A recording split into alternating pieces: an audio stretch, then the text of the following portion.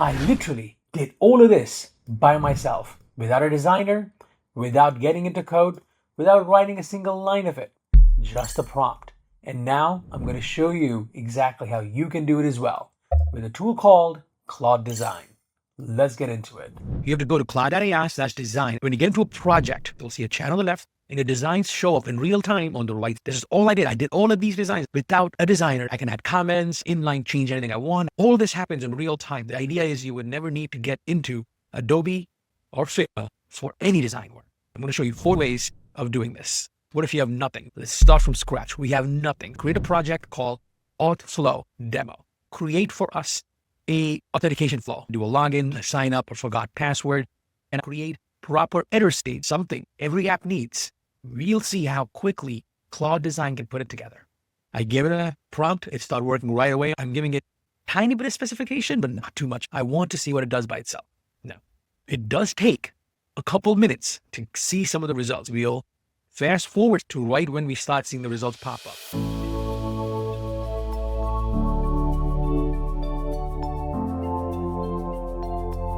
The screens are ready. I'm going to give it an instruction, maybe at the top.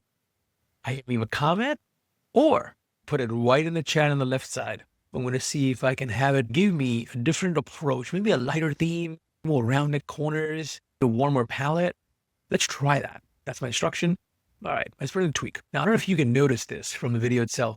The fields are interactive. I can type in them and see what it does and produces the other ones. If you go to the edit or draw state, you can edit and draw right on the screen itself. While it is working on the new direction, I'm going to add a separate comment to see if it can accommodate multiple things at once. I want to mock up a more bolder way of showing the editors just to see what it does. I want to see if you can make it more prominent. This is crazy, guys. I used to work as a designer, so it would take a whole week to come up with these views. Should be any second now. Once it gets to the DC artboard, it has designed the actual thing that is putting it together into an artboard for us to look at. Look at that. It shows you V2, Auth V2. Bottom right corner shows you which version. Quick toggle, it'll show you both at the same time. Now, let's try something different. We only started with the prompt and see what it could do without any extra details. Most people, you already have product live in Figma, right? So this next one, I'm going to pull one of the design files from Figma and work with that. It's a real client project. It's called Gen Z. They make podcasts for children. One thing I have to do with Figma first, every artboard you want in Claude, the recommendation is for it to have a unique name because it reads these board names had the same name for a bunch of artboards. I'm going to relabel them to having it be unique. So I'm going to show detail V1. Now it's unique. I'm going to export it. If you look within Claude, it shows you a tooltip of how to export from Figma. Go to Figma, you save a local copy. Take that local copy, drag it into Claude Design.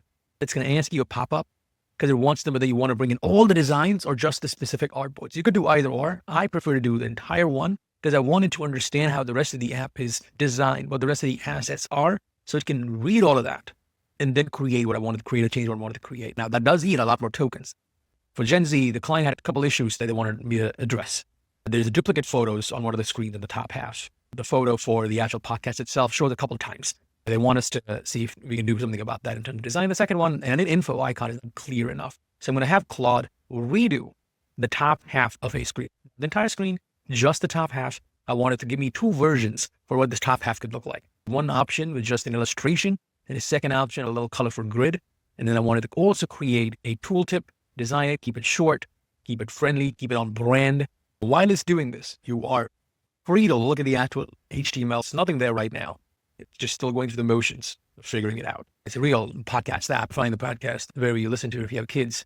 What we hear is that people love it. And who knows, you might see the design update, make it into the app in one of the next updates. If Claude does it right, then the client likes it. Oh my God, I did it. Look at this.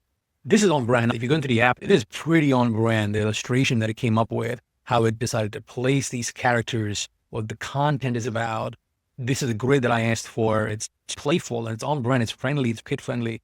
The colors are on point. They did it. I would have no problem presenting this to the Gen Z team. All right, let's try the next one. For the next one, we're going right into third way of creating this. Now let's do an HTML file. Let's say you work with a designer, Wix, Squarespace, whatever. You have the site. Just an HTML page. That is all you have. You don't have any other design file. And you want to make changes to it. We can drag that HTML right in here. I want to have it, the site, one page or top half, a lot of animations on it. This is in dark theme. I want to create a light theme version of the entire site. And all I'm going to give it is HTML. The starting point is pretty much the same. Go into Claude, go to other, making updates and changes to HTML. I go to other, dragging the files I need, either via HTML or Figma, or I start typing. That's the starting place. And you ask what you want. Better success describing things, but not too much detail, not too much hand-holding or restricting it. Give it direction in terms of what you want to accomplish, what you want the page to look like, feel like. Give it examples of other websites because it can browse internet from here, and just let it go. Have it create stuff because it is easier to edit. It's much easier to edit.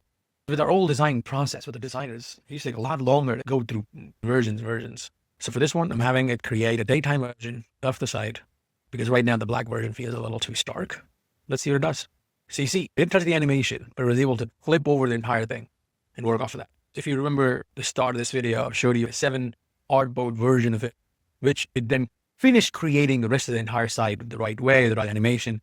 I'm going to do one more thing because I'm unable to touch the animation. I'm going to have it show me the transition between the light and dark and show me a quick graphic. If you were creating a bigger animation for somebody else and you wanted to show them what it would look like, let's see if Claude Design can also put together an animation for us. Okay, so I think it's going to put together something that goes from A to B. Now, for the final one, what if you have a repo? You just have code, right? If you just have code, that's what we'll use. I'm going to use Victor. It's an accountability app that tracks your habits, syncs with HealthKit, sends you tough love messages when you're slacking. It's a real app, real code base. They use the AI to build it too.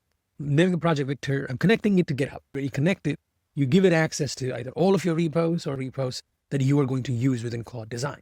Giving access doesn't automatically mean Claude Design will be able to see it all.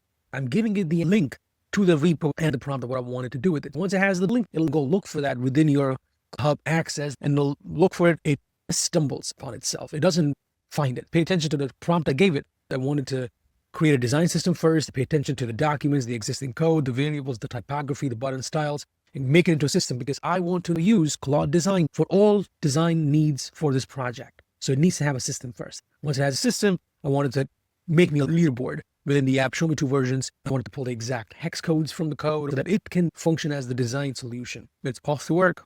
It is trying to browse the repo, doesn't find it. It asks me questions. Hey, I can't find it in there. I did it on purpose so I could show you this.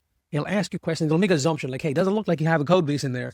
Do you want me to just build this from scratch? It shows you all these options based on what it understands that you want from the app. I'm going to fast forward. Just going to pick the options that are relevant. I don't need to answer all of them because I do have the code base. I want to show you that if it doesn't find one, what it does. So I give it the link to which branch the code is in. It finds it. I give it another branch. It finds that too. It starts bringing it in. I'm showing you it does go through finding the hex codes, the values, everything that is in the actual app and brings it into the design system.